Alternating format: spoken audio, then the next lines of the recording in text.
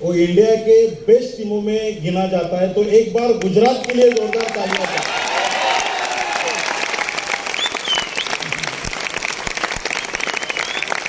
दोस्तों, आज हम सब लोग बहुत लकी है क्योंकि हम हिंदुस्तान के ऐसे ग्रुप में काम कर रहे हैं, हिंदुस्तान के ऐसे डायरेक्ट सेलिंग इंडस्ट्री के कंपनी में काम कर रहे हैं जो इंडिया की नंबर 1 कंपनी है।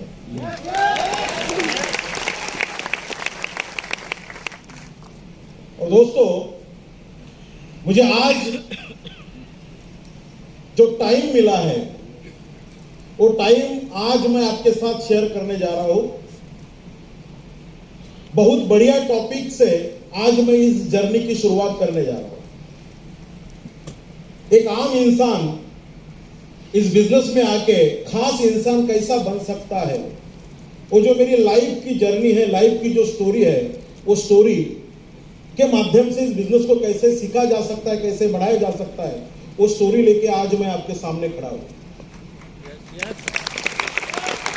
दोस्तों, मुझे पता है वहां से उठ के कैसा इधर आना है, और बहुत सारे लोग चाहते हैं, बहुत सारे लोगों की चाहत यह है कि एक आम डिस्ट्रीब्यूटर इस बिजनेस में डायमंड कैसे बने।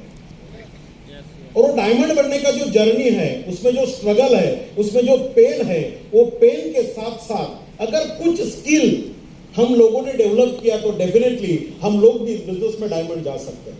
तो आज का जो मेरा टॉपिक है दोस्तों, वो टॉपिक बहुत ही इंपॉर्टेंट टॉपिक है। उसी टॉपिक के ऊपर आज मैं आपके सामने बात करने जा रहा हूं।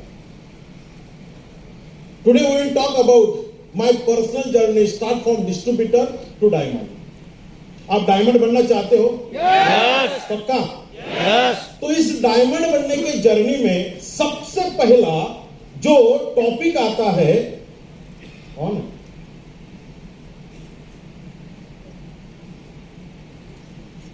वो होता है माइंडसेट का टॉपिक। क्योंकि टाइम कमी है, इसलिए मैं सभी का नाम मेरे मन में ले रहा हूं और आपके सामने इस विषय के बारे में प्रस्तुति करने जा रहा हूं। अगर हमें इस बिजनेस में डिस्ट्रीब्यूटर से डायमंड बनना है तो सबसे पहले हमें कुछ परमानेंटली चीजों के ऊपर फोकस करना होता है। और जो परमानेंटली चीज होती है, वो परमानेंटली चीज होती है हमारे अंदर की चीज। कुछ सवाल होते हैं जो हमें अपने आप को पूछना है, कुछ चीज होती है जो हमें अपने आप को पूछना है। तो सबसे पहला जो चैप्टर होता है एक डिस्ट्रीब्यूटर को डायमंड बनने के लिए, वो होता है माइंडसेट वाला चैप्टर। आप जब इस बिजनेस में शुरू करते हो तो आपका माइंडसेट किस प्रकार से होता है, वो माइंडसेट तय कर सकता है कि आपको जाना कहां है। तो नेटवर्क मार्केटिंग माय लाइफस्टाइल में अगर हमें डायमंड बनना है तो हमारा माइंडसेट बहुत जरूरी होता है। मेरे जर्नी में अगर मैं मेरी बात करूं तो 14 अगस्त 2013 को एज अ डिस्ट्रीब्यूटर इस बिजनेस को मैंने शुरू किया था। और ये माइंडसेट करके इस बिजनेस को शुरू किया था कि तब तक इस बिजनेस को मुझे करना है जब तक इस बिजनेस में मैं डायमंड ना बन जाऊं। बहुत सारे लोग इस बिजनेस में जुड़ तो जाते हैं, लेकिन 2 महीना, 3 महीना, 4 महीना, 6 महीना, 1 साल, 2 साल तक काम करते हैं, लेकिन माइंडसेट उनका परमानेंटली नहीं होता। तो इस बिजनेस में अगर डायमंड बनना है, इस बिजनेस में अगर सक्सेस बनना है, तो माइंडसेट हमें करना है कि मुझे इस मुकाम पे पहुंचना है, मुझे डायमंड बनना है, मुझे 2,10,000 तक जाना है। तो ये माइंडसेट करके मैंने इस बिजनेस को शुरू किया था। शुरुआत में बहुत सारी तकलीफें हुई, बहुत सारे पेन हुई। वो पेन में आपके सामने, वो तकलीफें किस प्रकार से आती है, टीम कैसे बनती है, टीम कैसे टूटती है, और फिर टूटने वाली टीम को फिर कैसे जुड़ना पड़ता है, वो सब चीज आज के इस 45 मिनट में मैं आपके सामने शेयर करने जा रहा हूं।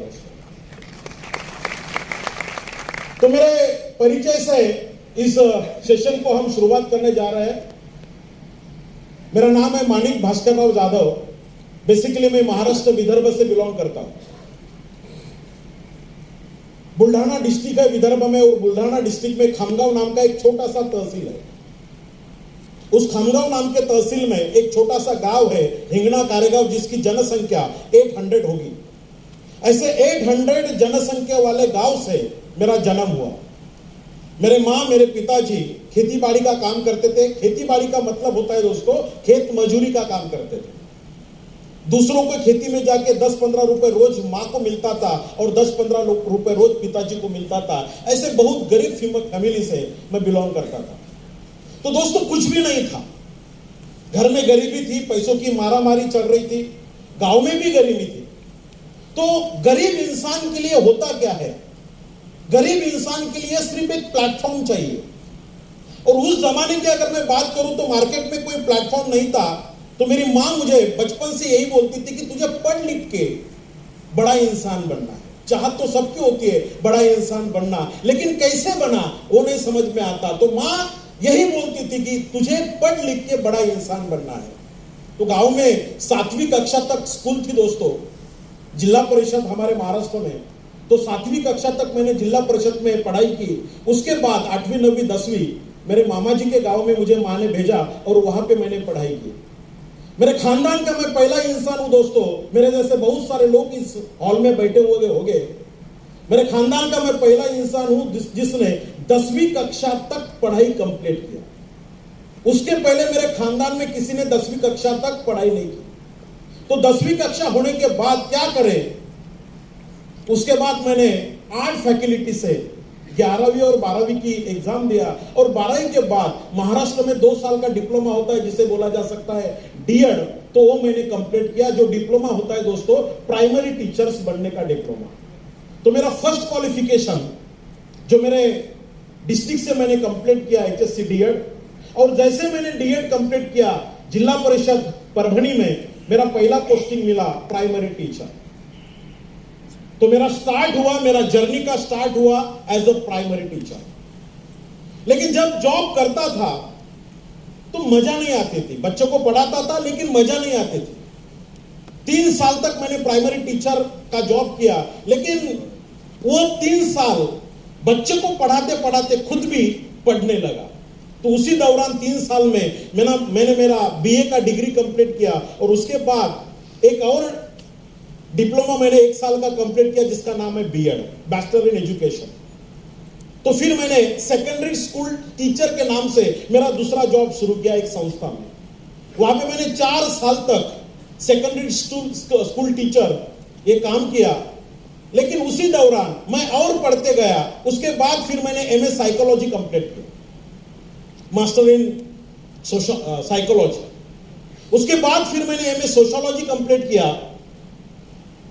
2 सब्जेक्ट में PG होने के बाद 3 साल का प्राइमरी टीचर का एक्सपीरियंस और 4 साल का सेकेंडरी टीचर का एक्सपीरियंस, इस 7 साल के तजुर्बे के बलबूते पर महाराष्ट्र में एक सबसे बड़ा डिप्लोमा होता है जिसका नाम होता है MEd, मास्टर इन एजुकेशन। तो फिर मैंने स्वामी रामानंद तीर्थ मराठवाड़ा यूनिवर्सिटी नांदेड़ से मैंने मेरा MEd कंप्लीट किया। और MEd कंप्लीट करने के बाद मैंने मेरे लाइफ का तीसरा जॉब शुरू किया, वो था दोस्तों लेक्चरर। अभी मैं डाइट को जहां पे प्राइमरी टीचर को पढ़ाया जाता है ऐसे स्कूल में, ऐसे कॉलेज में मैं बच्चों को पढ़ाने लगा। और मेरे लाइफ का तीसरा जॉब मैंने स्टार्ट किया जो था डाइट कॉलेज पे as a lecturer, as a professor. 12 साल तक मैं एज ए लेक्चरर महाराष्ट्र में काम किया। अच्छी खासी सैलरी थी, 52,000 महीने का सैलरी था। लाइफ अच्छी चल रही थी। लेकिन दोस्तों हमारे जीवन में ऐसी कुछ घटनाएं घटती है जिस घटना से हमें बहुत सारी सीख मिलती है। ऐसे मेरे लाइफ में 2 घटना घटी। सबसे पहली इंपॉर्टेंट घटना घटी मेरे लाइफ में, वो था मेरा शादी। सन 2006 में मैंने शादी किया। और दूसरी घटना मेरे लाइफ में जो घटी दोस्तों, वो था मेरे पिताजी का देहांत। एक थी सुख वाली घटना और दूसरी वाली दुख वाली घटना। पिताजी को कैंसर हुआ और 2007 में मेरे पिताजी गुजर गए। ये जो 2 घटनाएं थी दोस्तों, इस 2 घटनाओं ने मेरे लाइफ में बहुत सारा चेंजेस लाया। अच्छा खासा चलने वाला जिंदगी मैं कर्जे में डूब गया, क्योंकि शादी का जो डिसीजन था वो मेरा नहीं था। शादी का डिसीजन मेरे पिताजी का था। पिताजी लास्ट स्टेप पे लेटे हुए थे और मैं मेरे मां पिताजी का एक ही संतान था, इसलिए उन्होंने बोला कि तुझे हमारे सामने, क्योंकि मैं मरने वाला हूं, मेरे सामने तुझे शादी करनी है। लेकिन किताबों से बहुत ज्यादा लगाव था, कुछ चीजें पढ़ी थी, इसलिए मैंने पिताजी को बोला कि मैं शादी तो जरूर करूंगा, लेकिन शादी करने के मेरे 3-4 कुछ कंडीशन है। तो पिताजी बोले भाई अभी शादी करना है तो कंडीशन कैसी है? तो मैंने 4 कंडीशन पिताजी के सामने रखा। पहला कंडीशन कि मैं दहेज नहीं लूंगा, जिस भी लड़की से मैं शादी करूंगा उसके साथ मैं दहेज नहीं लूंगा। दूसरा कंडीशन यह था दोस्तों कि मैं 15 अगस्त के दिन ही शादी करूंगा।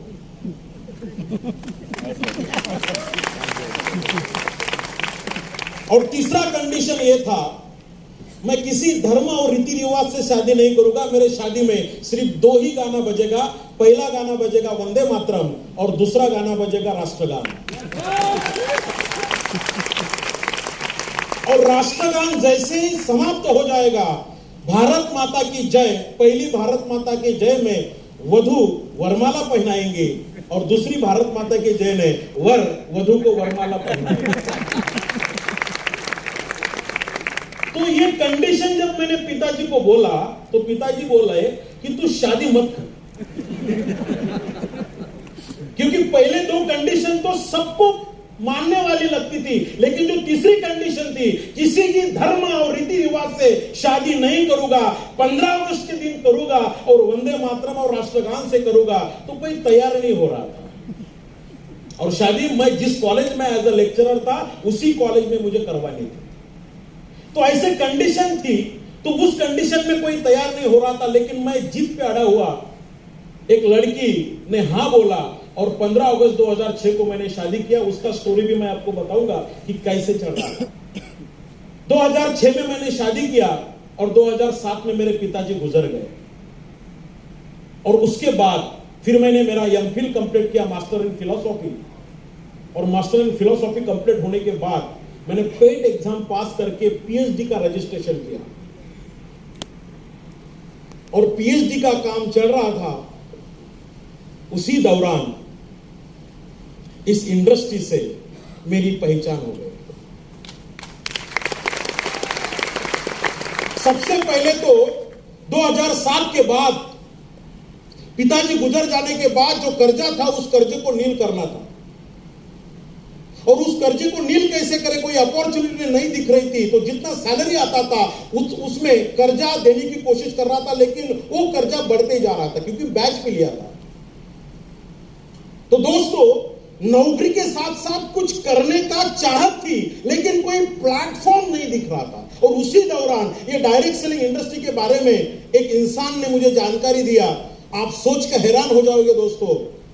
एक दिन एक बंदा मेरे घर के सामने डोरबेल बजा के घर के अंदर आया और उसने कागज पेन लेके गोले गोले से इस इंडस्ट्री का मुझे परिचय दिया।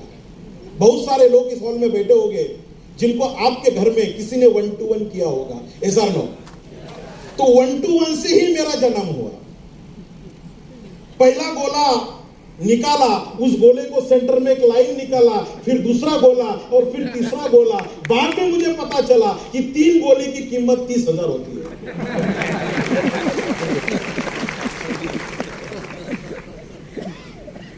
प्लान होने के बाद मैं उसको समझा रहा था कि तू मत कर,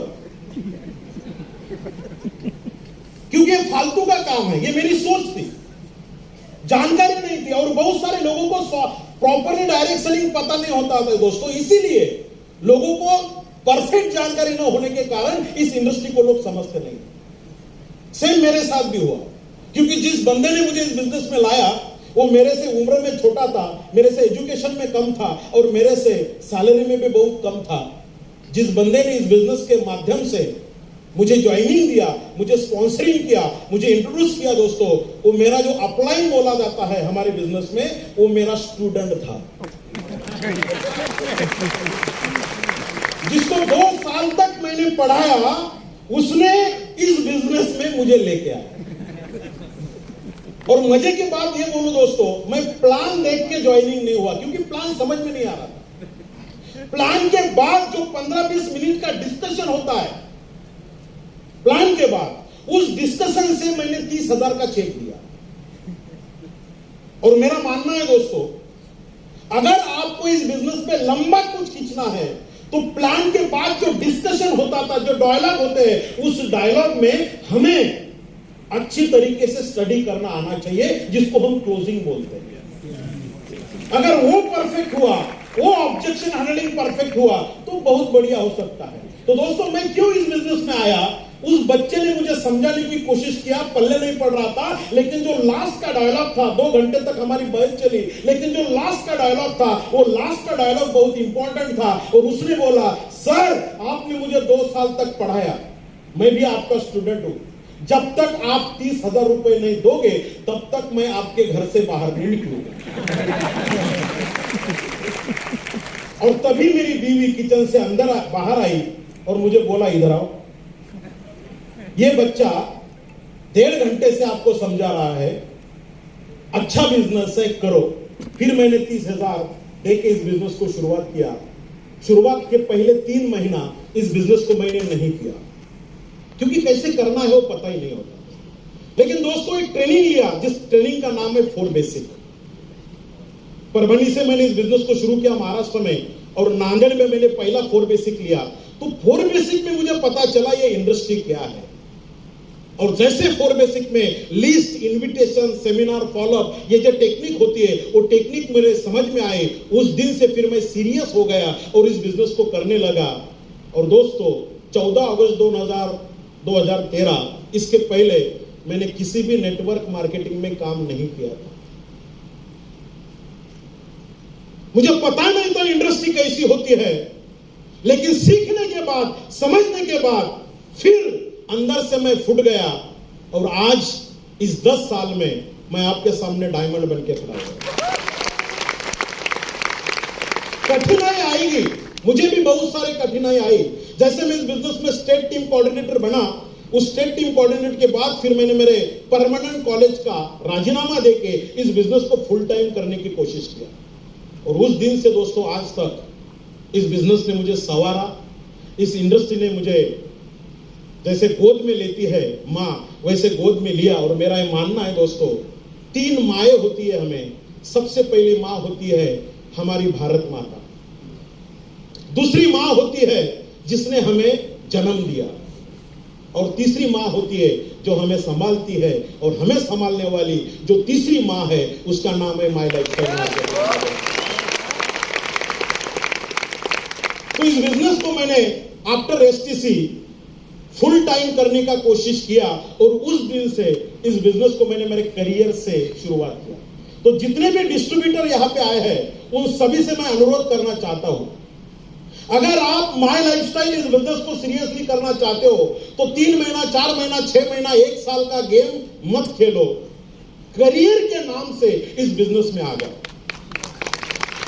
100% आपका करियर इस बिजनेस में हो सकता है दोस्तों। कुछ फोटोग्राफ्स मैंने आपके लिए लाया है।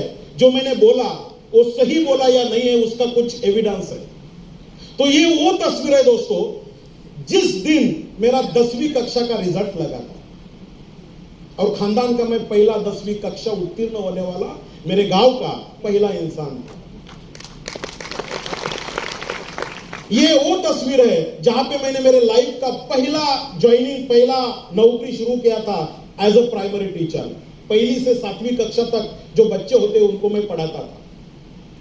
फिर मैंने मेरा बीएड कंप्लीट किया, और उसके बाद माध्यमिक टीचर। और ये वो तस्वीर है दोस्तों, जहां पे जिस कॉलेज में मैं एज अ लेक्चरर बोल के काम करने लगा था। ऊपर की जो लाइन है, 3 नंबर का जो आप फोटोग्राफ देखोगे, वहां पे मैं आपको दिखाई दूंगा। 12 साल तक एज अ लेक्चरर से मैंने मेरी लाइफ को जिया है। जिस दिन मैंने इस बिजनेस को शुरुआत किया, उस दिन जो मैंने पहला होम मीटिंग लिया था मेरे घर में, इन्हीं लोगों को बिठाया था। 21 लोगों का मेरा स्टाफ था। सभी को मेरे घर पे बुलाया, माय लाइफस्टाइल बिजनेस के बारे में 5-10 मिनट में बात किया। इसमें से कुछ भी नहीं जोड़ा।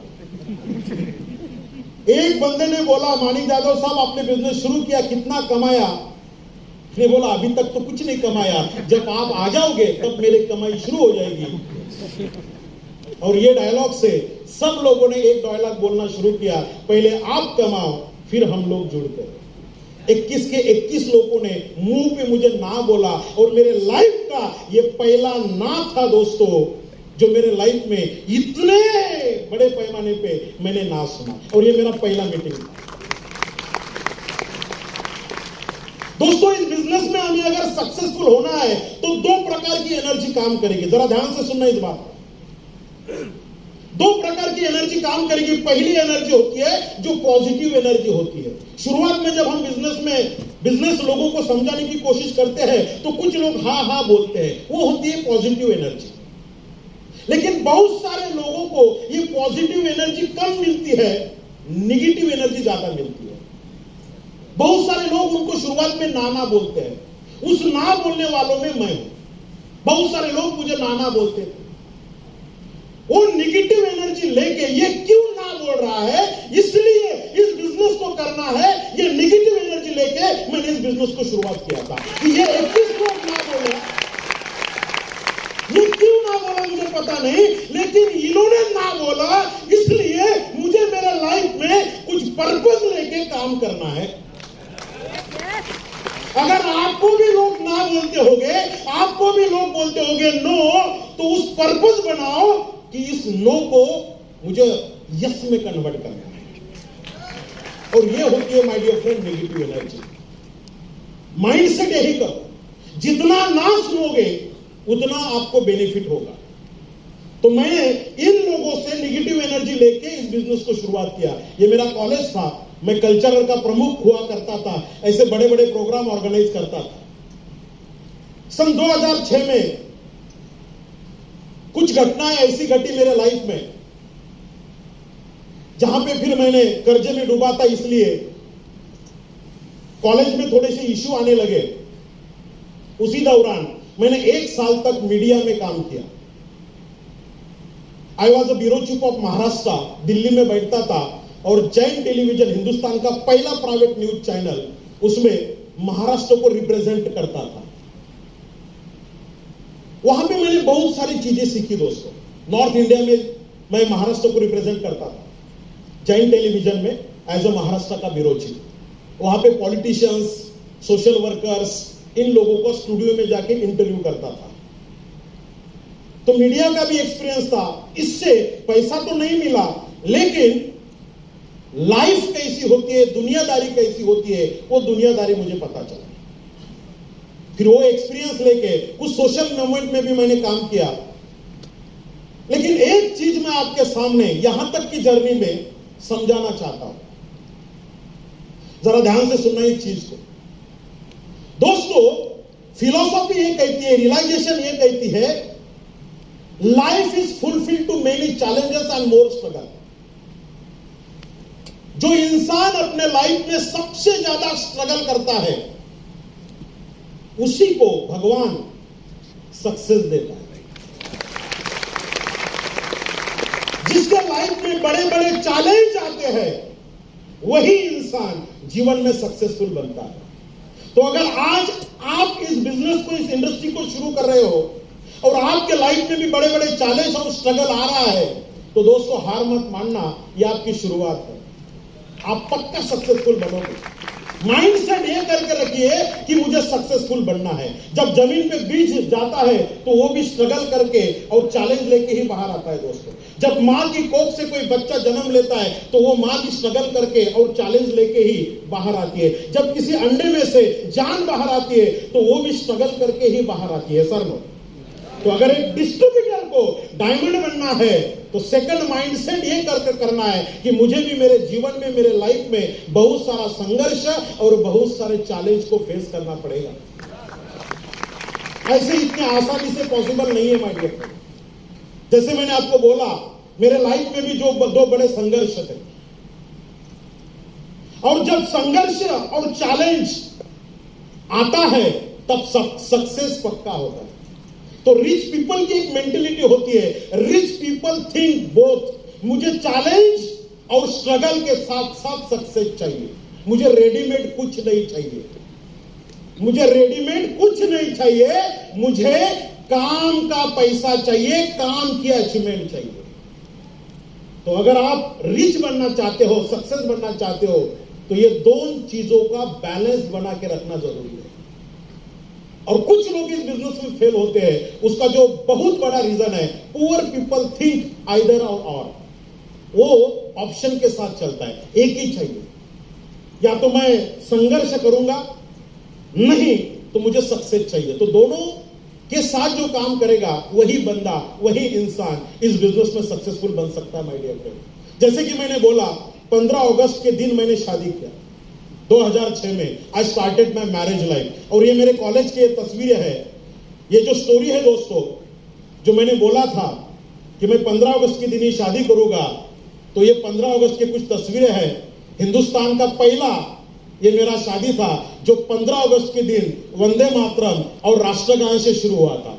ये मेरी माँ पिताजी थे, और मेरे कॉलेज में ही प्रोग्राम हुआ था दोस्तों, जहां पे मैं बच्चे को पढ़ाता था। छोटी सी झलक, वॉइस प्लीज।